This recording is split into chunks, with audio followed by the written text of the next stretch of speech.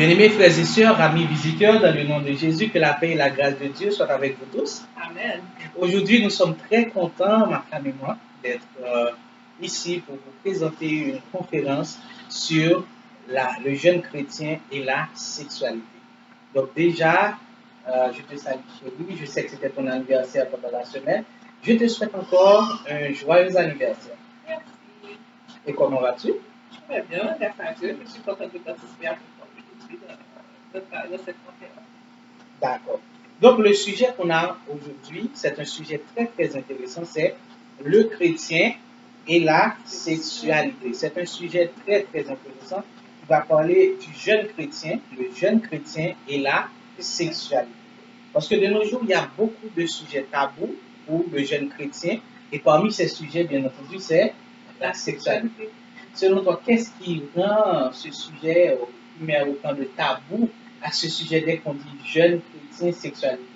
Qu'est-ce qui fait cela? Non, je ne sais pas trop, mais je pense que on est tous confrontés à la sexualité en fait.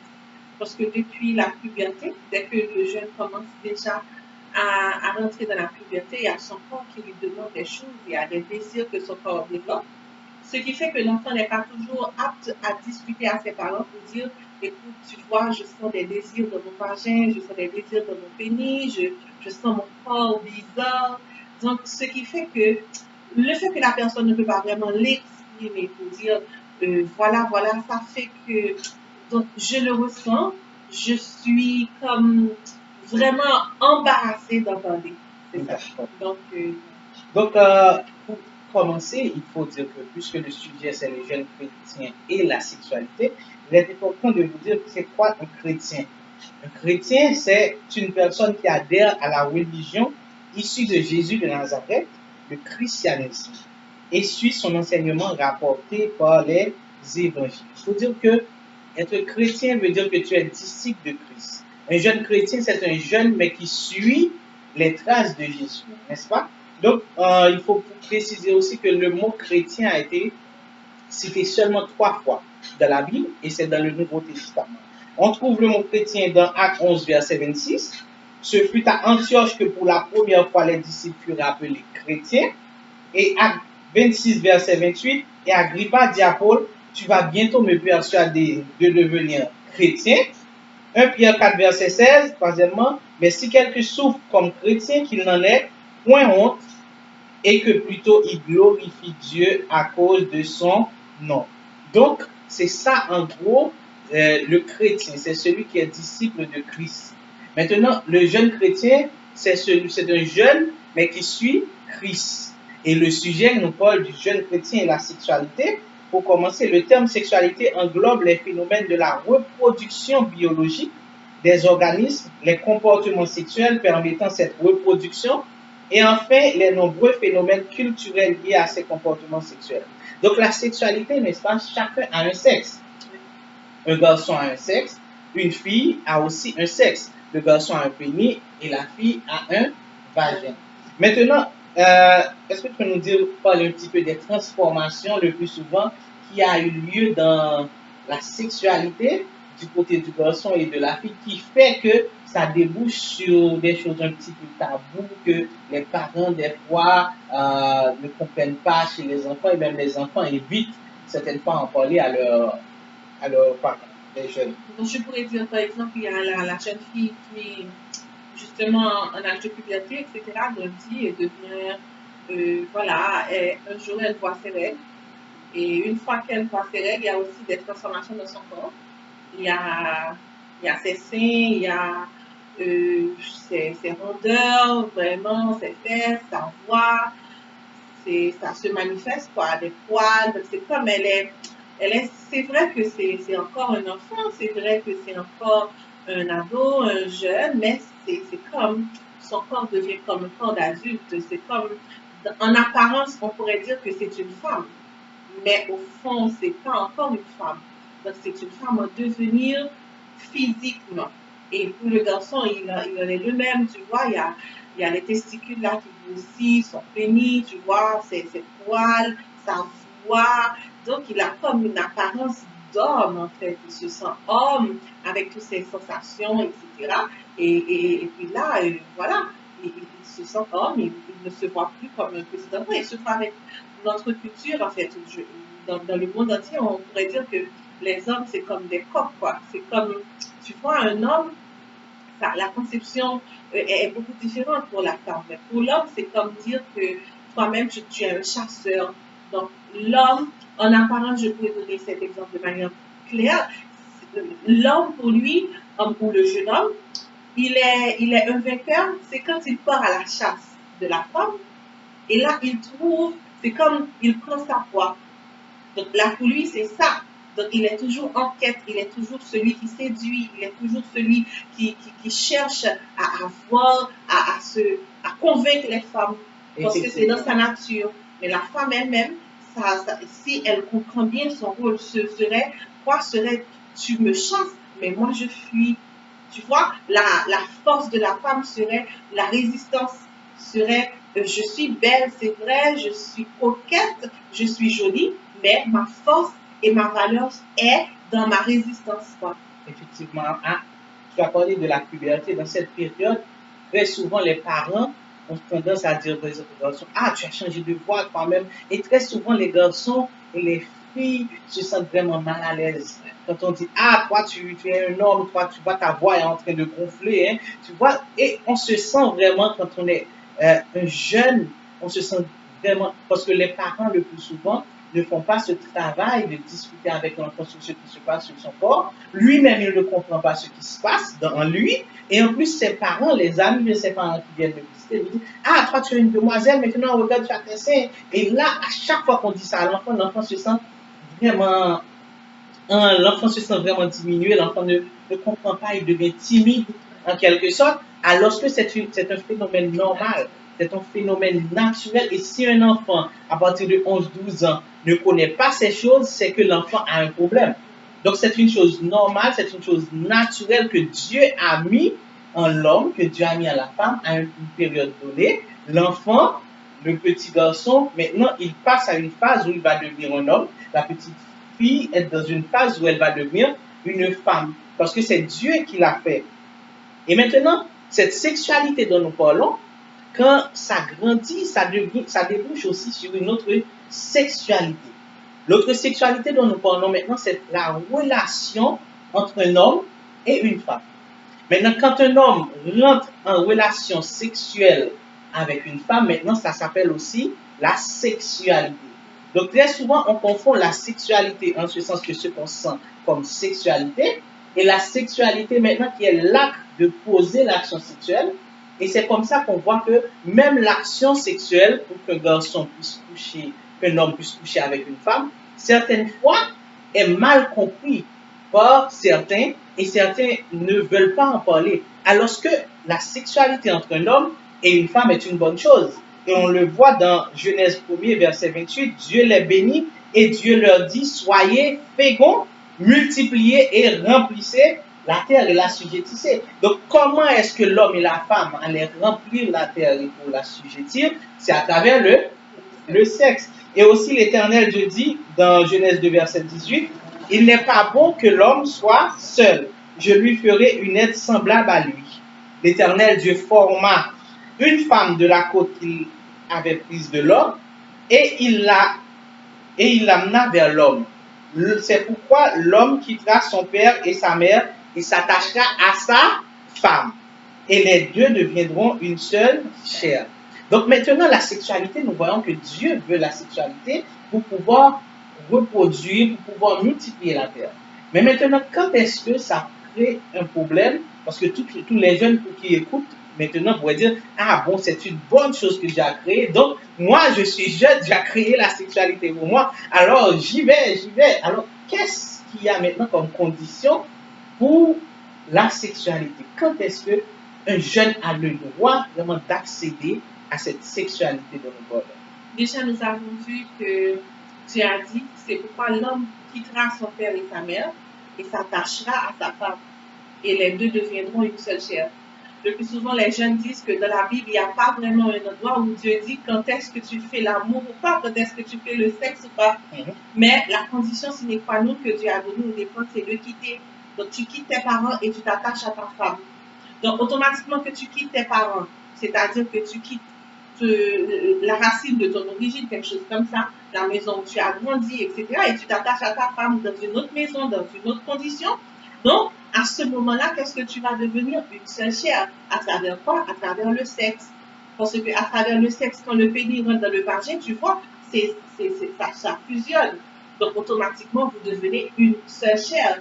Donc, Dieu déjà a établi les conditions pour qu'il y ait sexualité. Pour qu'il y ait sexualité, il faut qu'il y ait une séparation entre toi et tes parents. C'est-à-dire que tu sois capable de prendre tes responsabilités, que tu sois capable justement de prendre soin de toi-même et de celle avec qui tu vas être.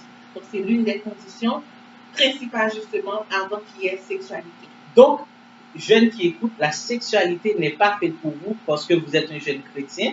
Vous dire que je suis jeune, je suis mature, physiquement, je peux faire le sexe. Donc, le sexe est fait pour les gens qui sont mariés. Donc, si vous voulez avoir des relations sexuelles, il faut d'abord être marié. Donc, pour cela, il faut se préparer au mariage. Aussi, il y a une chose que je voudrais dire, parce que le sexe, c'est quoi? Il faut dire que le sexe n'a rien de mal, comme je viens de dire au début. Parce que le sexe a été institué par Dieu et c'est tout à fait normal. Et en plus, il faut dire que le sexe est bon. Le sexe est bon. C'est vrai parce que... Ça, c'est vrai. Pourquoi tu peux dire que le sexe est bon? Déjà, quand tu es adolescent, qu'est-ce qui se passe? Dans l'âge de ta puberté, tu vois, les désirs que tu ressens, mais ce sont des désirs agréables. C'est pas comme si tu te sens mal. Mais c'est comme c'est un désir, des fois, ce désir peut te pousser à toucher ton corps. Est-ce que tu vois? Et ce désir-là, maintenant, quand tu te laisses entraîner par ce désir, c'est ce qui donne la masturbation. Et même dans la masturbation, quand tu le fais, tu vas voir que c'est agréable. Et pourtant, la masturbation est un péché. Quand est-ce que tu vas comprendre que c'est un péché? C'est parce que quand tu as le Saint-Esprit et que tu te masturbes, automatiquement après, tu vas te sentir sale, tu vas te sentir dérangé. Donc pourquoi tu vas te sentir sale et dérangé après avoir fait une chose qui te paraissait doux et agréable? Eh bien, c'est justement parce que c'est une mauvaise chose en fait. Dieu, comment est-ce qu'on voit? Par exemple, on prend le poussin. Il y a le poussin et la mère poule. Comment tu vas reconnaître dans les petits poussins, parmi eux, ceux qui sont les coqs et les poules? C'est facile. Les coqs, tu vas voir que c'est ceux qui essaient de monter le dos de la maman poule. Et les poules n'ont pas besoin de monter le dos de la mère poule. Automatiquement que tu arrives à voir ça, tu dis, ah, ça c'est un coq, ça c'est une poule. C'est la même chose pour la sexualité. Lorsque tu commences à avoir des désirs dans ton corps, ces désirs te montrent que tu es prête en fait. Que tu es, quand je dis prête, c'est-à-dire que tu es physiquement normal. Tu vois, tu es physiquement normal. Quand tu seras marié, tu seras quelqu'un qui pourra justement apporter du plaisir à ton compagnon. En même temps, te faire du plaisir aussi. Donc, c'est une préparation physique que tu as qui est tout à fait normale pour te dire que voilà, quand tu seras marié, alors tu seras. C'est pourquoi aussi on peut identifier ceux qui sont frigides. Ceux qui sont frigides, ce sont ceux qui ne ressentent aucun désir. Donc maintenant, l'essentiel serait de canaliser ce désir. Donc en gros, c'est pour dire que le sexe, son rôle principal, c'est la fécondité. Dieu a dit ça. Mais aussi, le sexe est une bonne chose. C'est agréable, c'est bon. Mais il faut justement savoir comment maîtriser le sexe. Mais il y a beaucoup de jeunes qui écoutent. Et qu'est-ce qui se passe certaines fois? Ils sont légion, les jeunes qui ont eu des rapports sexuels avant le mariage. Ils sont jeunes, ils se laissent emporter par leur désir, ils disent qu'ils s'aiment, ils ne se haïssent pas, et ils ont des relations sexuelles. Et ça a des conséquences néfastes. Parce que quand Dieu dit de faire une chose, dès que tu ne le fais pas, il y aura quand même des conséquences. Est-ce que tu peux nous citer quelques conséquences que ça arrive le plus souvent qu'on constate par rapport aux jeunes qui ont connu des relations sexuelles avant le mariage? Déjà, de manière générale, je sais déjà que vous savez bien que, en fait, la majorité des prédicateurs le disent. Ils disent que il y a comme un transfert de démons quand tu couches avec quelqu'un. Bon, je l'ai relaté. Mais c'est pour dire que je ne vais pas prendre cet aspect. Je vais prendre l'aspect naturel des choses. L'aspect naturel des choses pour dire quoi? Tu aimes la personne, tu ne la détestes pas. C'est ton copain, c'est ta copine. OK? Donc maintenant, qu'est-ce qui se passe lorsque tu... Il y a des étapes dans les fréquentations. Il y a les étapes. L'étape, c'est quoi? Je te courtise, tu es prête, et puis là, tu me dis oui. Hein? Et puis on se met ensemble. Le fait qu'on se met ensemble, maintenant il y a un cheminement. C'est comme ce qu'on a dit. Tu vois, Dieu, il met déjà les préliminaires pour te préparer. Donc, lorsque tu ne respectes pas les préliminaires, qu'est-ce qui se passe? Maintenant, tu ne prends pas le temps de connaître la personne avec qui tu es. Tu ne prends pas le temps de connaître sa famille, tu ne prends pas le temps de connaître son tempérament. Tu ne prends même pas le temps de bâtir une communication solide où vous discutez, vous faites des choses ensemble. Vous voyez, vous vous faites des câlins, certainement il faut se faire des câlins. Vous voyez, il faut se faire des bisous secs, par exemple. C'est normal parce qu'on s'aime, on se tient la main avec tendresse. Vous voyez, mais lorsque maintenant vous franchissez une autre étape, lorsque plutôt que de se donner de 5 câlins, de 5 bisous secs, de discuter, de faire des travaux ensemble, vous voyez, de cuisiner ensemble, d'évangéliser ensemble, d'organiser des activités ensemble. Automatiquement, maintenant que vous rentrez dans la sexualité, lorsqu'on se rencontre, qu'est-ce qu'on fait? On va dans la chambre, on commence à discuter un petit peu, et puis là, on se met sur le lit, on se caresse, et on fait quoi? Eh bien, on couche ensemble. Automatiquement qu'on est dans cette phase, il n'y a plus question de je veux te connaître. Le sexe, qu'est-ce qu'il fait dans cette période de fréquentation? Le sexe nous voile la face. Le sexe nous empêche de connaître l'autre réellement. Le sexe nous empêche de voir est-ce que je suis compatible avec cette personne. Parce qu'automatiquement, dès que tu sais que tu vas rencontrer la personne, nous les femmes, qu'est-ce qui va se passer? Tu vas porter ton meilleur soutien-gorge, ta meilleure culotte, tu vas porter la robe la plus sexy. Donc, automatiquement que tu vas rencontrer ton partenaire, tu n'as plus en tête que je vais discuter avec mon partenaire, qu'est-ce qu'on va faire ensemble. Mais automatiquement, tu sais bien, tu vas le rencontrer parce que vous allez coucher ensemble. Et le partenaire, idem. Quand il va rencontrer sa partenaire, qu'est-ce qu'il pense? Eh bien, je vais mon meilleur parfum, je m'habille chic, je vais apporter une chose pour ma copine. Parce que quoi? Je vais l'attirer aussi dans mon lit.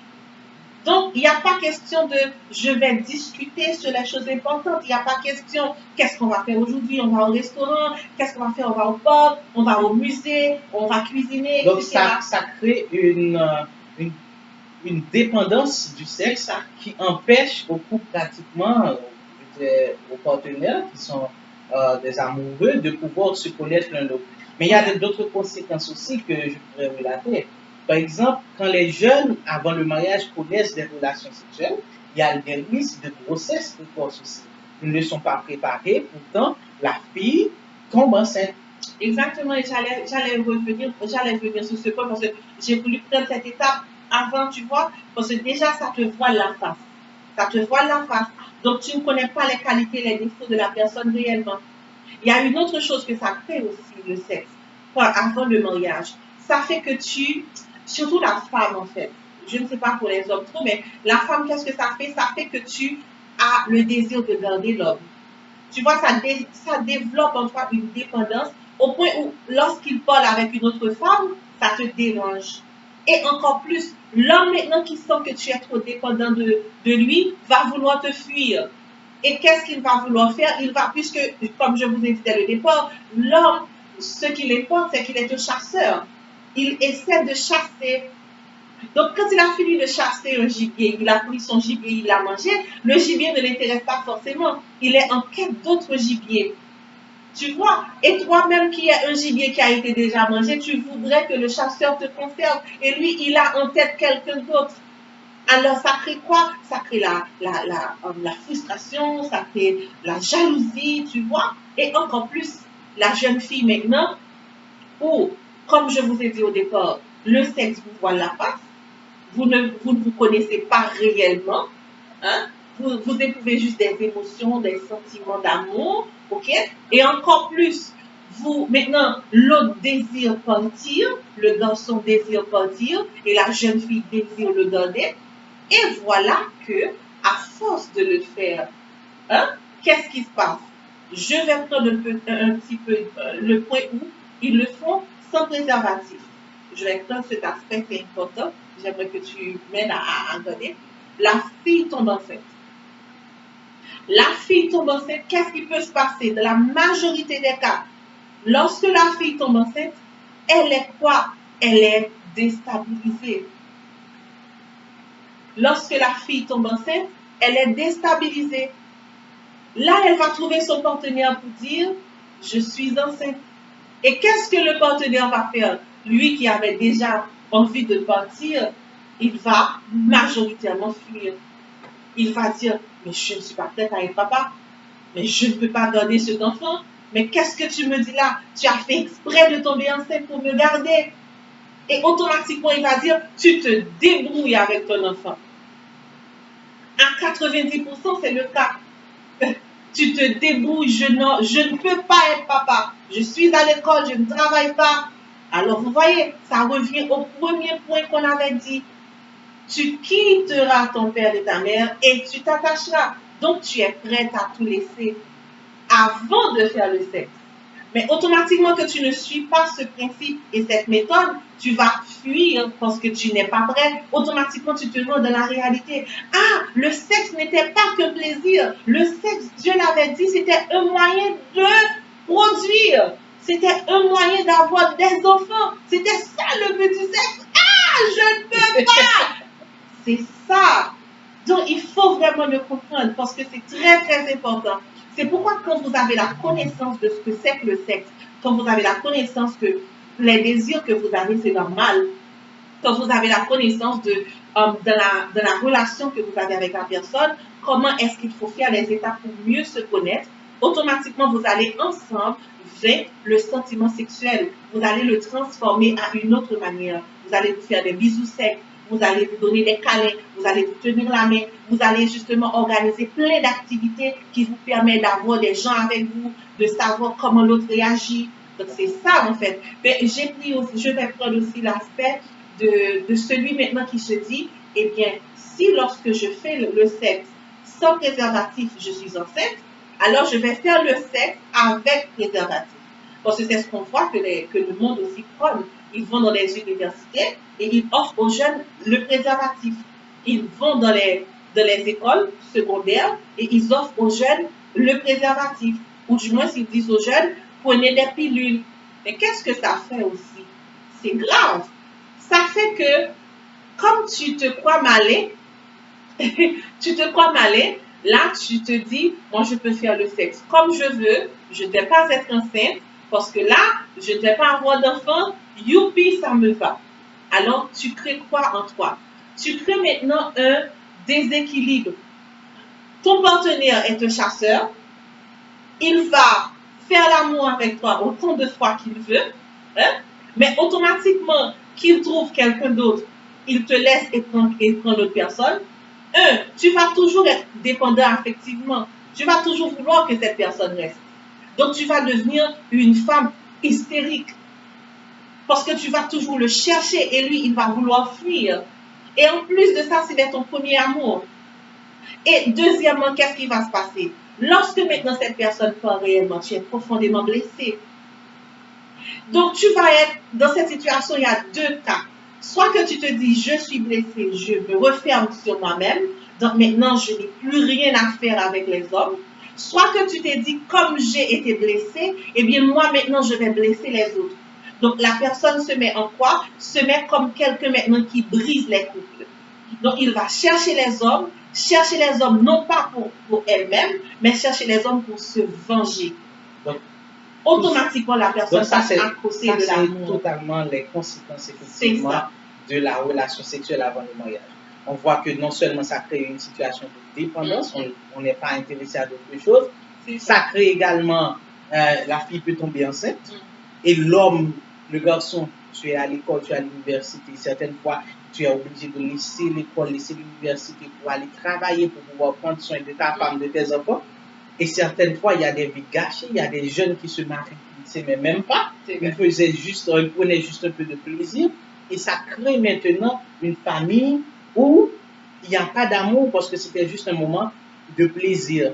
Et maintenant, là où la jeune fille ne tombe pas enceinte, ça crée une situation de remords, de regret, parce que s'ils doivent se séparer, c'est pas une bonne chose. Maintenant, quand la jeune fille va savoir, bon, ou le jeune garçon, on s'était connus, donc lui, assez souvent on entend les jeunes filles dire, ah lui il m'a gaspillé, lui il m'a gaspillé, mais c'est parce que il a gâché ma vie, c'est parce que tu as accepté d'avoir cette relation.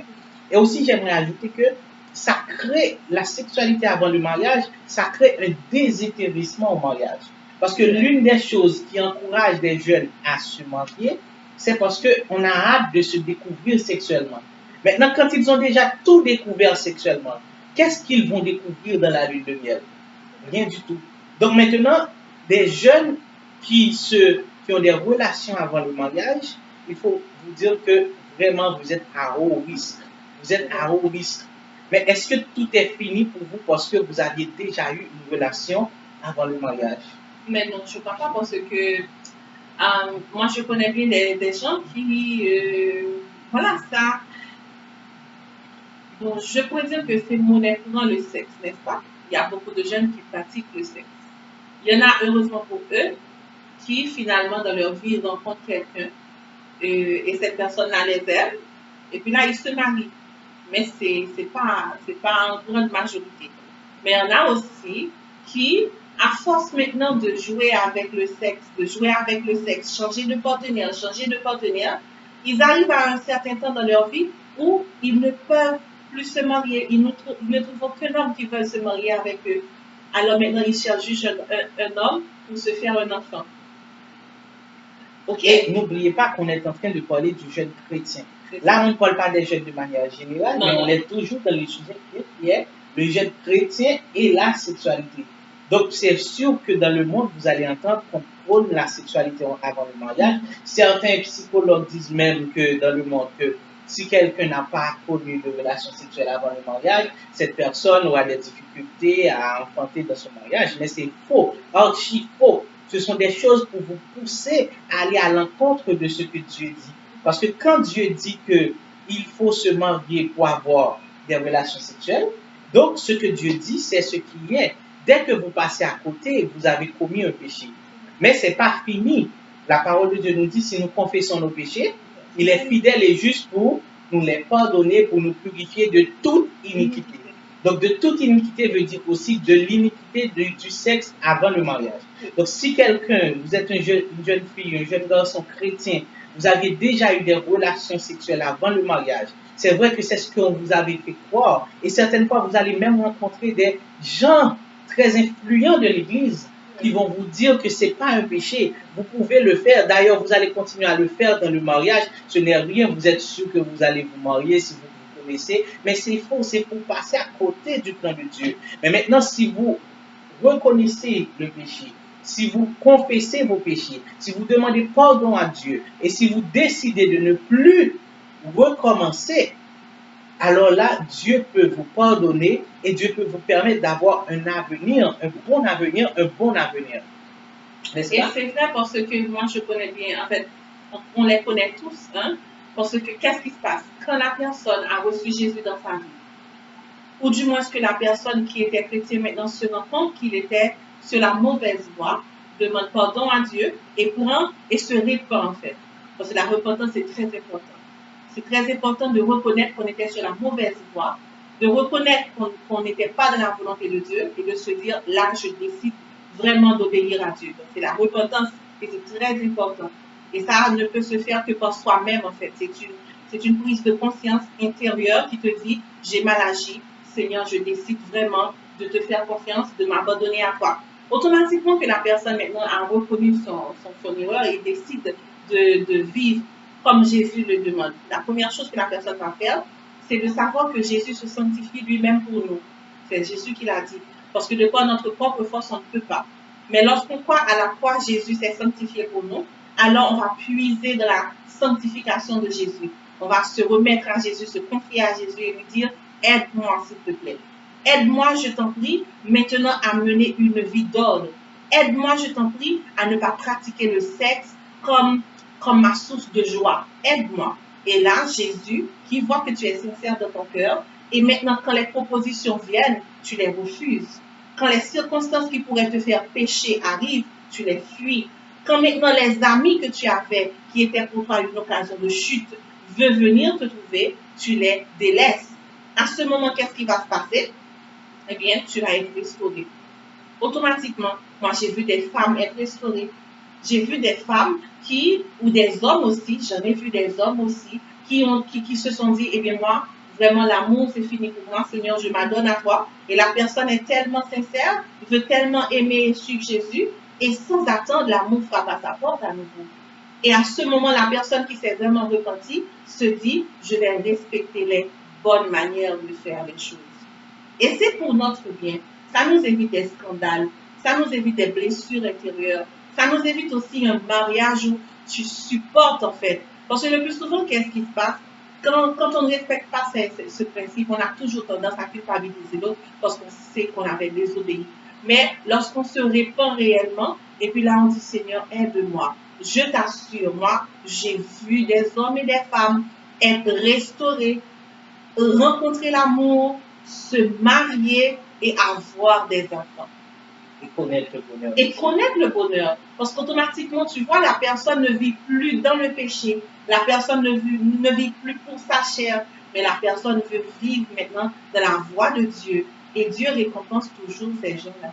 D'accord. Mais maintenant, quel conseil tu pourrais donner à des jeunes qui sont fiancés, mais qui veulent rester chastes pendant la période des fiançailles? Et parce que c'est là que c'est difficile. Ils s'aiment, ils se rencontrent, ils se côtoient et ils planifient leur mariage peut-être dans 2 ans. Mais maintenant, pour passer cette étape-là sans brûler, quel conseil tu pourrais leur donner vraiment pour rester chaste jusqu'à la lune de miel? D'accord. Déjà, moi, je vais donner un conseil pratique. Bon, j'espère que ça va être. Qu'est-ce que je veux dire par là? Je veux dire que l'homme doit savoir quelle femme que j'aime. Quel genre de femme que j'aime. Tu vois? Moi, je conseille à un homme, si tu aimes une femme blanche, ne te marie pas avec, ne sois pas le petit ami d'une femme noire, s'il te plaît, parce que ça peut blesser l'autre. Tu vois, si tu es un homme ou une femme qui aime, je ne sais pas, tu es une femme qui aime les hommes corpulents, alors ne va pas te mettre à côtoyer les hommes minces.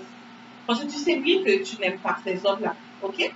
Donc, c'est important, à moins que Dieu lui-même, il y a toujours des exceptions, à moins que sur ta route, tu rencontres une personne vraiment où ton cœur bat et tu acceptes la personne telle qu'elle est. Ça, c'est autre chose. Mais déjà, si tu as des critères de choix, essaie de respecter tes critères. Est-ce que tu vois, ça aide. Comme ça, tu es sincère, tu rentres dans une relation et tu sais parfaitement, j'ai aimé la femme noire, j'ai aimé la femme blanche, j'ai aimé l'homme corpulent, j'ai aimé l'homme sexy. Donc là, tu sais, ça, c'est très important. Et aussi, il faut te poser des questions. Il faut te dire, parce que là, on est en train de donner des conseils à des jeunes. Mais dès le départ, il faut comme un test des 3 passeports. Tu vois, il faut comme te dire, qu'est-ce que je veux dans une relation? Je suis avec une personne, pourquoi? C'est important. Parce que être avec une personne ne veut pas forcément dire que tu vas te marier avec cette personne-là. Donc, pourquoi est-ce que je veux une relation? Est-ce que je me sens prête à avoir une relation amoureuse?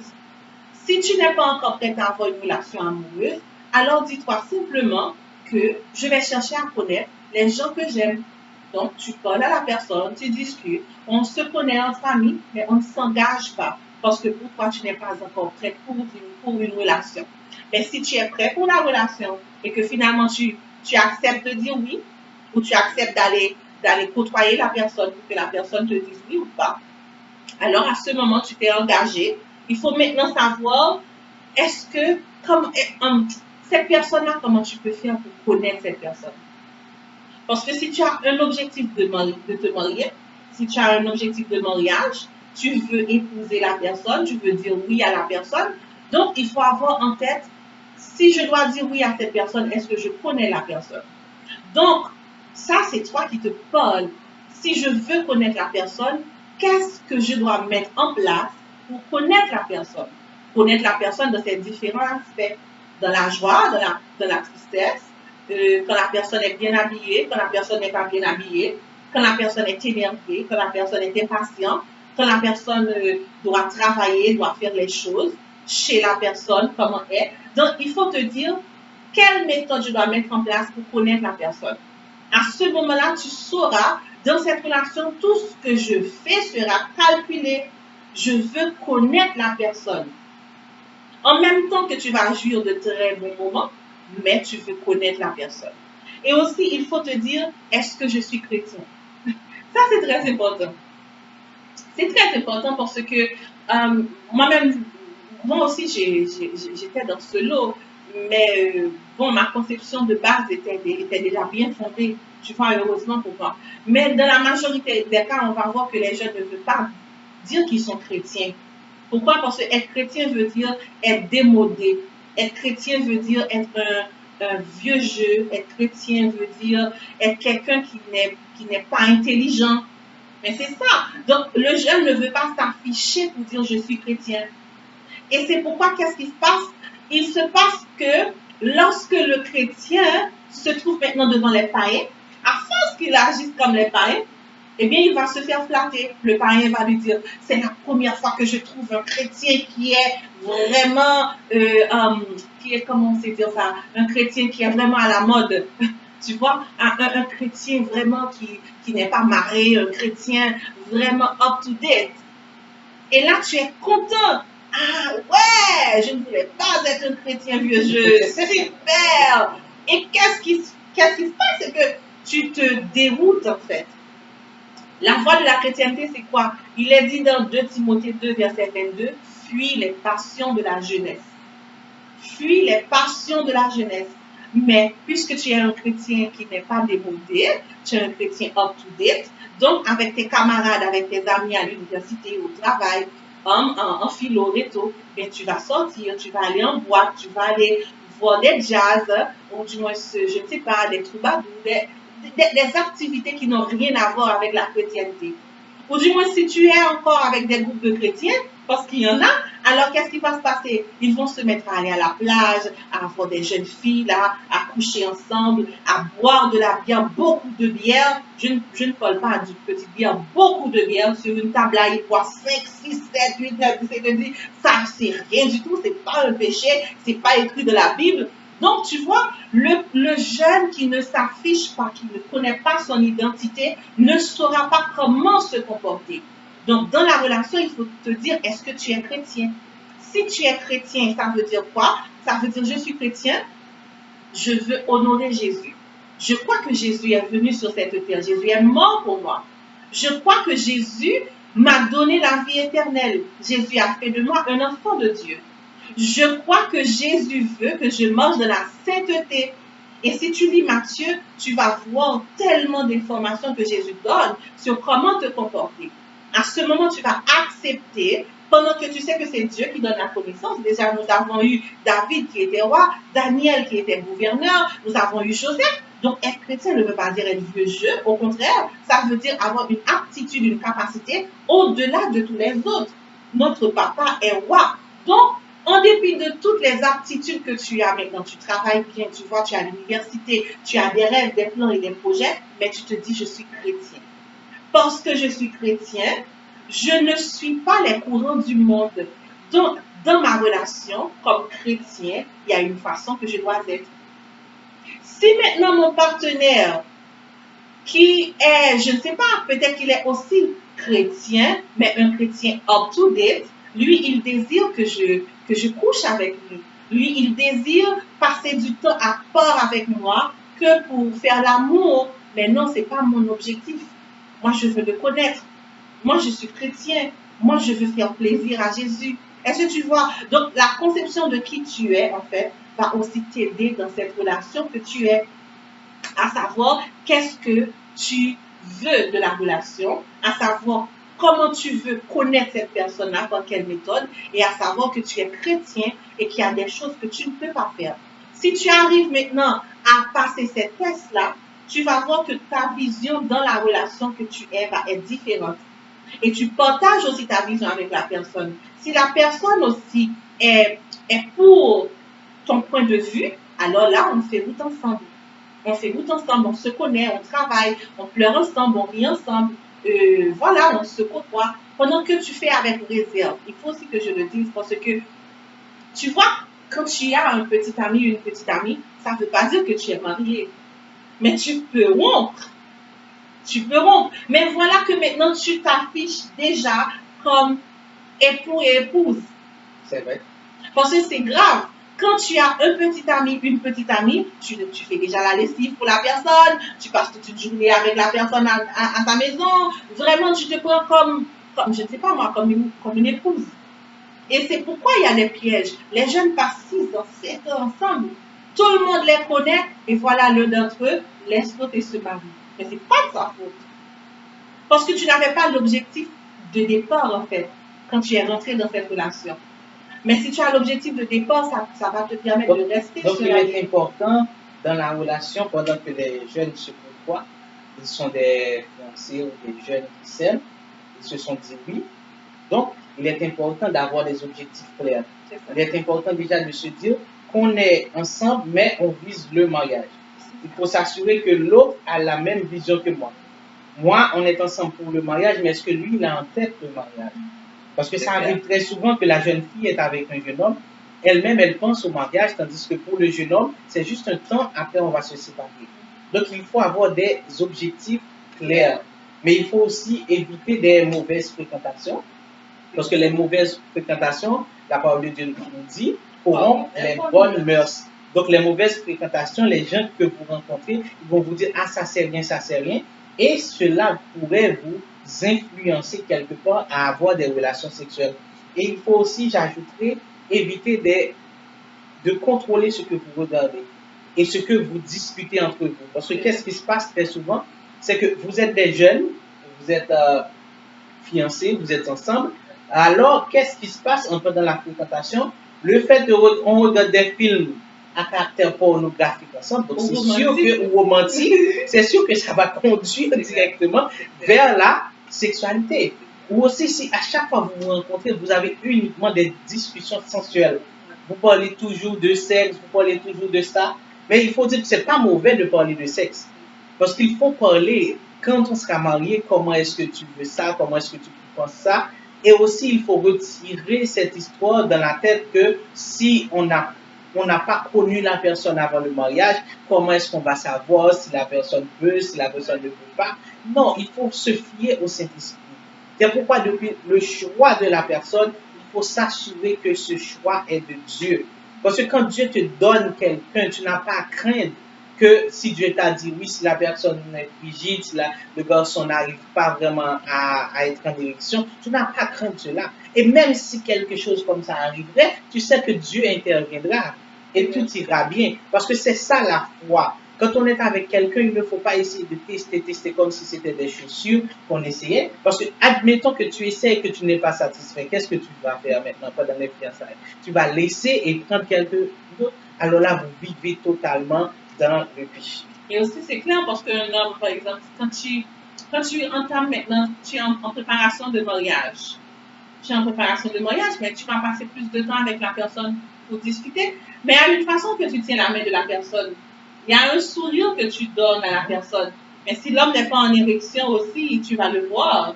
Parce que c'est vrai que vous n'allez pas faire l'amour, mais l'homme, naturellement, quand il est content, tu vois, quand l'ambiance là, le met sur ça, là, il va être en érection. Donc, c'est pas être bête. Hein? Quand on est avec la personne, on ne parle pas de ça. Mais on parle juste que tu ne fais pas le sexe. Tu n'allumes pas la personne. Exactement. Tu ne te mets pas dans une position de non-retour. Mais il y a des signes que tu vas voir. La jeune fille, sur sa façon de rire, tu vois, sur les câlins qu'elle te donne. Il y a des choses déjà qui vont te montrer, mais sans que tu n'aies à tester. Mais aussi, pourquoi c'est important de chercher à connaître la personne? Il y a des questions qu'il faut poser. Il y a des questions comme ça qu'il faut poser. Il faut poser au jeune homme cette question. Est-ce que tu penses est-ce que tu sais éjaculer? Est-ce que tu vois? Est-ce que tu sais être en érection? Est-ce que tu n'as pas eu de problème? Est-ce que un ballon n'a pas frappé tes testicules?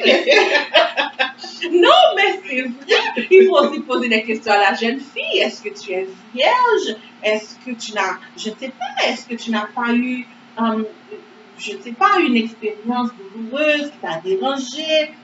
C'est clair. Est-ce que, je ne sais pas moi, donc il faut poser des questions, mais pas tester.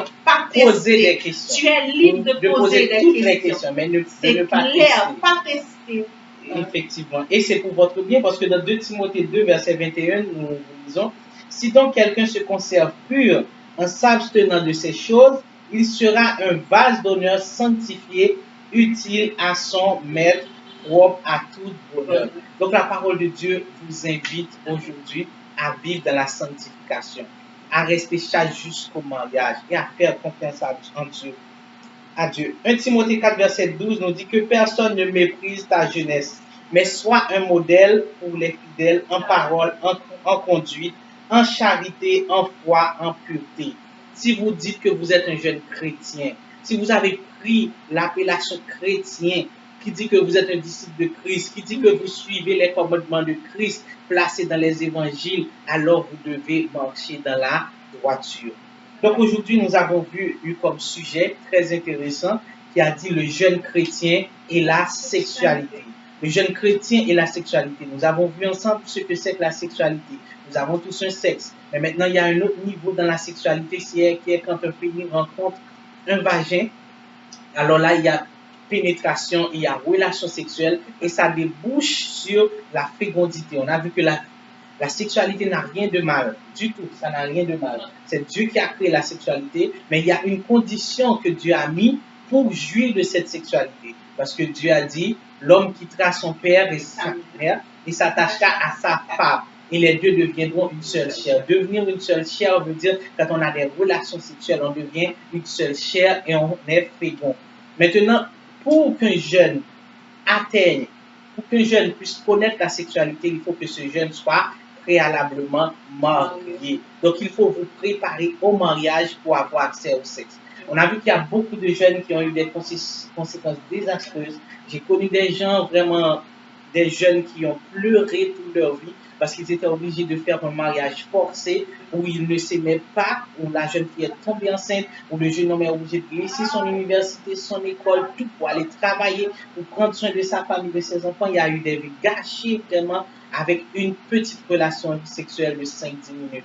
Et aussi, on a vu qu'à part des conséquences, si vous avez, quelqu'un a eu des relations sexuelles dans le passé, ça ne veut pas dire pour autant que c'est fini pour vous. Dieu a toujours un plan pour vous. Si vraiment vous vous confiez en Dieu, vous lui faites confiance, vous décidez de ne pas recommencer, Dieu est là. On connaît beaucoup d'exemples de gens que Dieu a restaurés totalement dans leur vie. Dieu les a restaurés. Si vous êtes dans ce cas, vous qui écoutez ce message, Dieu peut vous restaurer totalement. Et même vous qui n'avez pas encore connu de relation sexuelle, ne pensez pas parce que vous êtes un garçon, vous avez 20 ans, vous n'avez pas encore de relation sexuelle, que vous avez un problème. Vous n'avez pas de problème. Mais attendez que vous soyez marié. Si vous êtes une jeune fille, vous avez 22 ans, vous n'avez pas encore connu de relations sexuelles, ne pensez pas vraiment que votre vie va finir là. Dieu a un plan merveilleux pour vous. Restez chaste. Vous êtes dans la volonté de Dieu. Planifiez votre mariage. Demandez à Dieu de vous envoyer votre conjoint, votre conjointe, et vous allez vraiment connaître le bonheur que Dieu réserve pour chaque couple. Donc, chérie, merci beaucoup. Merci Je pense que ça a été très intéressant, cette première série, cette conférence sur le jeune chrétien et la sexualité. Est-ce qu'il y a une dernière parole que tu aimerais dire? J'aimerais dire que le sexe, c'est un doux poison.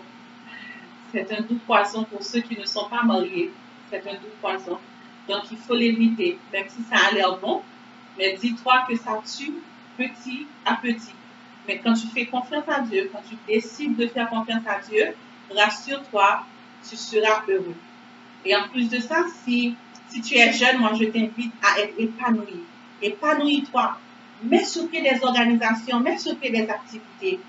Organise des activités, fais des choses. Sois actif et en même temps, ouvre l'œil, observe, regarde. Ne te referme pas, mais donne-toi des principes de chrétienté.